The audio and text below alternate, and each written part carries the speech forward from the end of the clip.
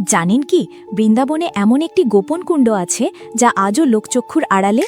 এই স্থানটি সাধারণ কোনো তীর্থক্ষেত্র নয়, এটি ছিল রাধাকৃষ্ণের লীলার গোপন কক্ষ।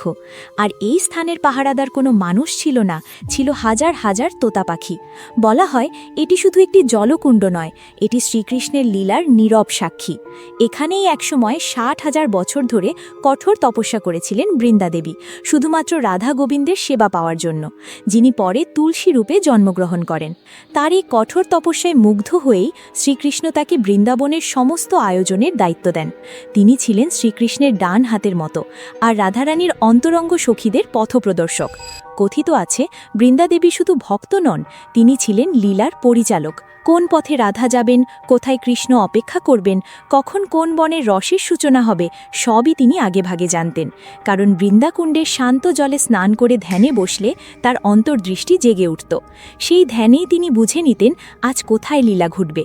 আরও এক আশ্চর্য কাহিনী শোনা যায়, বৃন্দাদেবীর ছিল এক হলুদ তোতা পাখি, নাম দক্ষ। সেই তোতার নেতৃত্বে আরও অনেক তোতা পাখি বৃন্দাবনের আকাশে পাহারা দিত। তাদের কাজ ছিল একটাই, রাধাকৃষ্ণের লীলায় যেন কোনো অসুর, কৌতূহলী বা অশুভ শক্তি বিঘ্ন ঘটাতে না পারে। কোথাও বিপদের আভাস পেলেই তোতারা সতর্ক সংকেত দিত। এই কারণেই বৃন্দাকুণ্ড আজও এক গুপ্তস্থান। খুব কম মানুষই এর সঠিক অবস্থান জানে।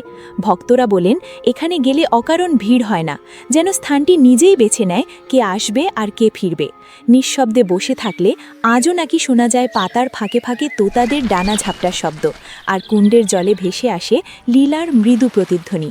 বৃন্দাকুণ্ড তাই শুধু ইতিহাস নয়, এটি সেই পবিত্র সীমা যেখানে লীলার সিদ্ধান্ত জন্ম নেয়, যেখানে প্রেম, পরিকল্পনা আর ভক্তি সব এক হয়ে যায়। যদি সত্যিই শ্রীকৃষ্ণের ওপর বিশ্বাস থাকে তাহলে ভিডিওটি লাইক ও সাবস্ক্রাইব করুন, আর কমেন্টে লিখুন জয় শ্রীকৃষ্ণ।